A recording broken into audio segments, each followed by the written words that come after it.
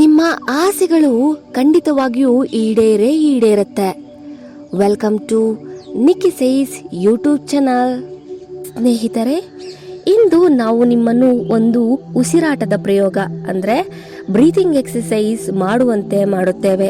ಅದು ನಿಮ್ಮ ಆಸೆ ಏನೇ ಇರಲಿ, ಅದು ಯಾವುದೇ ಐಕ್ಯ ಸಂತೋಷವಾಗಿರಲಿ, ಅದು ಆಧ್ಯಾತ್ಮಿಕವಾಗಿರಲಿ, ಅಂದರೆ ನೀವು ಭಕ್ತಿ ಡಿವೋಷನ್ನಲ್ಲಿ ಮುಂದುವರಿಯಲು ಬಯಸಿದರೆ, ನೀವು ದೇವರನ್ನು ನೋಡಲು ಬಯಸುತ್ತಿದ್ದರೆ, ನೀವು ಯಾವುದೇ ಆಸೆಯನ್ನು ಹೊಂದಿರಬಹುದು. ನೀವು ಈ ಪ್ರಯೋಗ ಮಾಡಿದರೆ ಅದು ಖಂಡಿತವಾಗಿಯೂ ಸಂಭವಿಸುತ್ತದೆ. It will definitely come true. It will definitely happen. ಈ ಪ್ರಯೋಗವು ತುಂಬ ಶಕ್ತಿಶಾಲಿಯಾಗಿರುವುದರಿಂದ ನಿಮ್ಮ ಆಸೆ ಈಡೇರುತ್ತದೆ.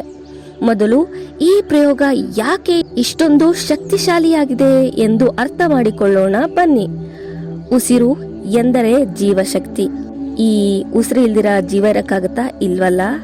ಈ ಜೀವನವು ನಮ್ಮ ಶಕ್ತಿ. ಇದು ಜಗತ್ತಿನ ಅತಿ ದೊಡ್ಡ ಶಕ್ತಿ.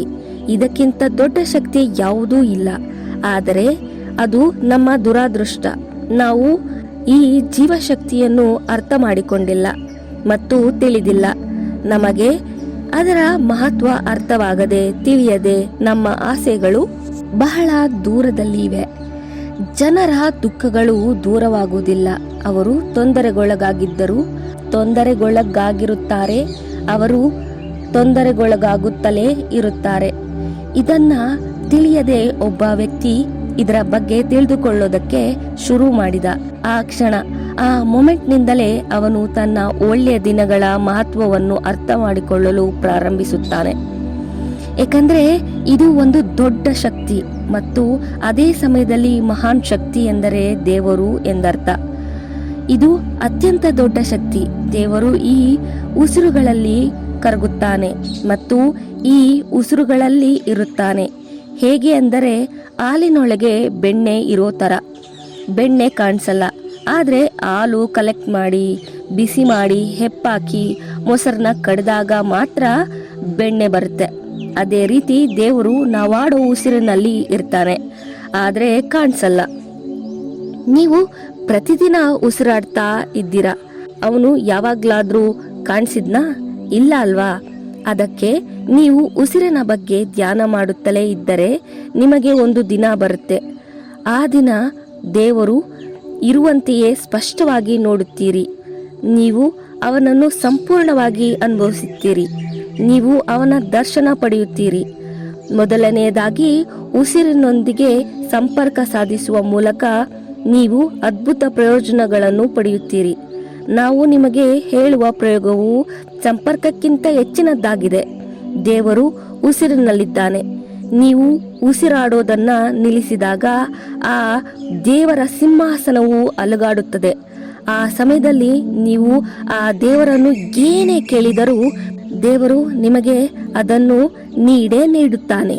ನಾನು ನಿಮ್ಮ ಕುತ್ತಿಗೆಗೆ ಕತ್ತಿಯನ್ನಿಟ್ಟು ಇದನ್ನೇ ಕೊಡು, ಇಂಥದ್ದೇ ಕೊಡು, ಇಲ್ಲ ಕೋಟ್ಯಂತರ ರೂಪಾಯಿಗಳನ್ನು ಕೊಡು, ಇಲ್ಲ ಅಂದರೆ ನಿಮ್ಮನ್ನು ಕೊಲ್ಲುತ್ತೇನೆ ಅಂತ ಹೇಳಿದ್ರೆ ನೀವು ಏನ್ ಮಾಡ್ತೀರಾ? ಹಣ ಬೇಕಾ? ಏನ್ ಬೇಕೋ ಎಲ್ಲ ತಗೋ, ಮೊದಲು ನನ್ನನ್ನ ಬಿಟ್ಟು ಬಿಡು ಸಹೋದರಿ, ಉಸಿರುಗಟ್ಟ ಇದೆ ಅಂತೀರೋ ಇಲ್ವೋ? ನಾನು ನಿನ್ನ ಕುತ್ತಿಗೆಗೆ ಹಗ್ಗ ಹಾಕಿ ಉಸಿರು ಕಟ್ಟುವಂತೆ ಮಾಡಿದ್ರೆ ಇಲ್ಲ, ನೀರಿನಲ್ಲಿ ಉಸಿರು ಕಟ್ಟೋವರೆಗೂ ಹಿಡ್ಕೊಂಡ್ರೆ ನಿನ್ ಕೈಲಾದಷ್ಟು ನೀನು ಟ್ರೈ ಮಾಡ್ತೀಯಾ ಅಲ್ವಾ ಬಿಡಿಸ್ಕೊಳಕ್ಕೆ? ಆ ಸಮಯದಲ್ಲಿ ನೀನು ಏನ್ ಬೇಕಾದ್ರೂ ಮಾಡೋದಕ್ಕೆ ರೆಡಿ ಆಗ್ತೀಯ. ಇಲ್ಲ ಏನೇ ಹೇಳಿದ್ರು ಕೇಳೋಕೆ ರೆಡಿ ಆಗಿರ್ತೀಯ. ಇಲ್ಲ ಏನಾದ್ರೂ ಕೊಡೋದಕ್ಕೂ ನಿರ್ಧಾರ ಮಾಡ್ತೀಯ. ಅದೇ ತರಹ ನೀನು ಉಸಿರಾಡೋದನ್ನ ನಿಲ್ಲಿಸಿದ ಸಮಯದಲ್ಲಿ ಈ ಮನಸ್ಸು ಅಂದ್ರೆ ದೇವರಲ್ಲದೆ ಬೇರೇನೂ ಅಲ್ಲ. ಮನಸ್ಸಿಗಿಂತ ದೊಡ್ಡದ್ದು ಬೇರೇನೂ ಇಲ್ಲ. ನಾರ್ಮಲ್ ಆಗಿ ನಿಮ್ಮ ಮನಸ್ಸು ಈ ಜಗತ್ತಿನಲ್ಲಿ ಅಲೆದಾಡುತ್ತಿರುತ್ತದೆ. ಒಂದೊಂದ್ಸಾರಿ ಕಂಟ್ರೋಲ್ಗೆ ಸಿಗಲ್ಲ, ಶತ್ರು ತರಹ ಇರುತ್ತೆ. ಆದ್ರೆ ನೀವು ಉಸಿರುಗಟ್ಟಿಸಿದಾಗ ಒಳಗಿರುವ ಮನಸ್ಸಿನ ಶಕ್ತಿಗೆ ತಲುಪುತ್ತದೆ. ಸಾಮಾನ್ಯವಾಗಿ ಕಾನ್ಶಿಯಸ್ ಮೈಂಡ್ಗೆ ಮೆಸೇಜ್ ರೀಚ್ ಆಗಿದ್ದನ್ನ ಸಬ್ ಕಾನ್ಶಿಯಸ್ ಮೈಂಡ್ಗೆ ರೀಚ್ ಆಗೋದಕ್ಕೆ ಬಿಡಲ್ಲ.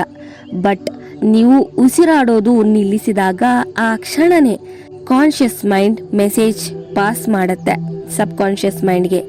ಯಾವ ಕ್ಷಣ ನಿಮ್ಮ ಆಸೆ ಸಬ್ ಕಾನ್ಷಿಯಸ್ ಮೈಂಡ್ಗೆ ರೀಚ್ ಆಗುತ್ತೋ ಆಗ ನಿಮ್ಮ ಆಸೆ ಈಡೇರತ್ತೆ. ಒಂದು ಕ್ಷಣನೂ ಲೇಟ್ ಆಗಲ್ಲ.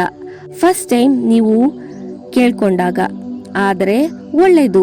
ಇಲ್ಲ ಅಂದ್ರೆ ಪ್ರತಿದಿನ ಕನಿಷ್ಠ ಅಂದ್ರೂ 21 ಡೇಸ್ ಈ ಬ್ರೀತಿಂಗ್ ಎಕ್ಸಸೈಸ್ ಅಂದ್ರೆ ಬ್ರೆತ್ನ ಹೋಲ್ಡ್ ಮಾಡಿಕೊಂಡು ನಿಮ್ಮ ಆಸೆನ ಕೇಳ್ಕೊಳ್ಳಿ. ಆ ಆಸೆ ಖಂಡಿತವಾಗಿಯೂ ಈಡೇರುತ್ತೆ. ಈಗ ನೀವು ಏನ್ ಮಾಡಬೇಕು ಅನ್ನೋದನ್ನ ಅರ್ಥ ಮಾಡ್ಕೊಳ್ಳಿ. ಫಸ್ಟು ನೀವು 6 ನಿಮಿಷಗಳ ಕಾಲ ಉಸಿರನ್ನು ಒಳಗೆಳೆದುಕೊಳ್ಳಬೇಕು. ಟ್ರೈ ಮಾಡಿ, ಎಷ್ಟಾಗುತ್ತೋ ಅಷ್ಟು ಒಳಗೆಳ್ಕೊಳ್ಳಿ, ಮತ್ತೆ ಉಸಿರನ್ನು ಬಿಡಬೇಕು. ನೆಕ್ಸ್ಟ್ 6 ನಿಮಿಷಗಳ ಕಾಲ ನಾರ್ಮಲ್ ಆಗಿ ಉಸಿರಾಡಿ. ಈ 6 ನಿಮಿಷ ಮುಗಿದ ನಂತರ ಒಂದು ದೀರ್ಘ ಉಸಿರನ್ನು ತೆಗೆದುಕೊಳ್ಳಿ. ಉಸಿರನ್ನು ಹಾಗೆ ಹಿಡಿದುಕೊಂಡು ನಿಮ್ಮ ಹೆಬ್ಬೆರಳನ್ನ ಉಬ್ಬುಗಳ ನಡುವೆ ಅಂದ್ರೆ ತಿಲಕ ಅಥವಾ ಬಿಂದು ಇಡುವ ಜಾಗದಲ್ಲಿ ಇಡಿ. ಕಣ್ಣುಗಳನ್ನು ಮುಚ್ಚಿ ಉಸಿರನ್ನು ಹಾಗೆ ಗಟ್ಟಿಯಾಗಿ ಹಿಡ್ಕೊಂಡು ಅಬ್ಸರ್ವ್ ಮಾಡಿ. ಏನಾದ್ರೂ ಫೀಲ್ ಆಗ್ತಿದ್ಯಾ ಅಂತ. ಇಲ್ವಾ? ಫೀಲ್ ಆಗಿದ್ರೆ ಒಳ್ಳೇದು, ಇಲ್ಲ ಅಂದ್ರೂ ಓಕೆ, ಕಂಟಿನ್ಯೂ ಮಾಡಿ. ಇವತ್ತೇ ಆ ಅನುಭವ ನೀವು ಪಡಿಬಹುದು. ಇಲ್ಲ, ಇಟ್ ಟೇಕ್ಸ್ ಟೈಮ್. ಹಳೆಯ ಸಾಧಕರಿಗೆ ಅದು ತಕ್ಷಣ ಸಂಭವಿಸುತ್ತದೆ. ನಿಮಗೆ ಅನುಭವ ಆದ್ರೂ ಅನುಭವ ಆಗಿಲ್ಲ ಅಂದ್ರೂ ಹೆಬ್ಬೆರಳು ಇಟ್ಟಿರುವ ಜಾಗವನ್ನೇ ಕಾನ್ಸಂಟ್ರೇಟ್ ಮಾಡಿ. ಎಷ್ಟೊತ್ತು ಬ್ರೆತ್ನ ಹೋಲ್ಡ್ ಮಾಡ್ಕೊಳಕ್ಕಾಗುತ್ತೋ ಅಷ್ಟೊತ್ತು ಹೋಲ್ಡ್ ಮಾಡ್ಕೊಂಡು ನಿಮ್ಮ ವಿಶ್ನ ಕೇಳ್ಕೊಳ್ಳಿ. ಉಸಿರುಗಟ್ತಾ ಇದೆ, ಇನ್ನು ಹೋಲ್ಡ್ ಮಾಡಕ್ಕಾಗಲ್ಲ ಅಂದಾಗ ಉಸಿರನ್ನು ಬಿಡಿ. ಮತ್ತೆ ಅದೇ ರೀತಿ ರಿಪೀಟ್ ಮಾಡಿ. Take a long breath, hold your breath, observe in between your eyes, feel it and ask your wish. ಕಷ್ಟ ಆಗ್ತಿದೆ ಅನ್ನುವಾಗ ಉಸಿರನ್ನು ಬಿಡಿ. ಸೇಮ್ ಇದೇ ತರಹ ಒಂದು ದಿನಕ್ಕೆ 1 ಸಾರಿ 21 ಟೈಮ್ಸ್ 21 ಡೇಸ್ ಮಾಡಿ.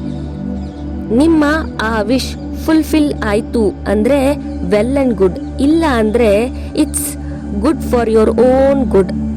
ಆದ್ರೆ ಒಳ್ಳೇದು ಆಗಿಲ್ಲ ಅಂದ್ರೆ ಇನ್ನೂ ಒಳ್ಳೇದು. ನೆಕ್ಸ್ಟ್ ವಿಶ್ ಮೇಲೆ ಫೋಕಸ್ ಮಾಡಿ. ಬೆಸ್ಟ್ ಟೈಮ್ ಬ್ರಹ್ಮ ಮುಹೂರ್ತದಲ್ಲಿ ಬೆಳಗ್ಗೆ ಮಾಡಿ. ಉಸಿರಾಟದ ಧ್ಯಾನ ಮಾಡುವುದು ಎಂದರೆ ದೇವರನ್ನು ನೇರವಾಗಿ ಧ್ಯಾನಿಸುವುದು. ನೀವು ಜಗತ್ತಿನ ಅತಿ ಶ್ರೇಷ್ಠ ಶಕ್ತಿಯ ಬಗ್ಗೆ ಧ್ಯಾನ ಮಾಡುತ್ತಿದ್ದೀರಿ. ನೀವು ಎಷ್ಟು ನಂಬಿಕೆ ಇಟ್ಟು ಮಾಡುತ್ತೀರಾ? ನೀವು ಎಷ್ಟು ದೀರ್ಘಕಾಲ ಮಾಡ್ತೀರಾ? ನೀವು ಎಷ್ಟೊತ್ತು ಫೋಕಸ್ ಮಾಡ್ತೀರಾ? ನೀವು 21 ಡೇಸ್ ಕಂಟಿನ್ಯೂಸ್ ಆಗಿ ಮಾಡ್ತೀರಾ? ಎಲ್ಲ ನಿಮ್ಮ ಮೇಲೆ ಡಿಪೆಂಡ್ ಆಗಿದೆ. ಇನ್ಹೇಲ್ ಅಂಡ್ ಎಕ್ಸೇಲ್ ಮಾಡುತ್ತಿರಬೇಕು. ಬಟ್ ಎಷ್ಟೊತ್ತು ಹೋಲ್ಡ್ ಮಾಡಿಕೊಂಡು ವಿಶ್ನ ಕೇಳ್ಕೊಳ್ತೀರಾ ಅನ್ನೋದು ಸಹ ನಿಮ್ಮ ಮೇಲೆ ಡಿಪೆಂಡ್ ಆಗಿರುತ್ತೆ. ನಿಮಗೆ ಸಾಧ್ಯವಾದಷ್ಟು ಮಾತ್ರ ಉಸಿರನ್ನು ಹಿಡಿದುಕೊಳ್ಳಿ. ಅದನ್ನ ಜಾಸ್ತಿ ಫೋರ್ಸ್ ಮಾಡಬೇಡಿ. ನೀವು ದಿನದಲ್ಲಿ 3 ಟೈಮ್ಸ್ ಮಾಡಬಹುದು, ಬಟ್ 3 to 4 ಅವರ್ಸ್ ಗ್ಯಾಪ್ ಇರಬೇಕು. ನಿಮ್ಮ ಆಸೆ ಮೊದಲ ದಿನವೇ ಈಡೇರಬಹುದು. ಇಲ್ಲದಿದ್ದರೆ 3 times a day continuously for 21 days ಮಾಡಿ. ಈ ಶಕ್ತಿಶಾಲಿ ಪ್ರಯೋಗವನ್ನು ಮಾಡಿ ನಿಮ್ಮ ಆಸೆ ಈಡೇರಿದ ಮೇಲೆ ಬಂದು ಕಮೆಂಟ್ ಮಾಡಿ. ನಿಮಗೆ ಈ ಮಾಹಿತಿ ಇಷ್ಟ ಆಗಿದ್ದಲ್ಲಿ ಲೈಕ್ ಮಾಡಿ, ಶೇರ್ ಮಾಡಿ. ಪ್ರೋತ್ಸಾಹಿಸಲು ಸಬ್ಸ್ಕ್ರೈಬ್ ಮಾಡಿ, ಬೆಲ್ ಐಕನ್ನ ಪ್ರೆಸ್ ಮಾಡಿ. Thank you for watching this video. ನನ್ನ ಎಲ್ಲ ವೆಲ್ ವಿಶರ್ಗಳಿಗೂ ಒಳ್ಳೆಯದಾಗಲಿ. Thank you.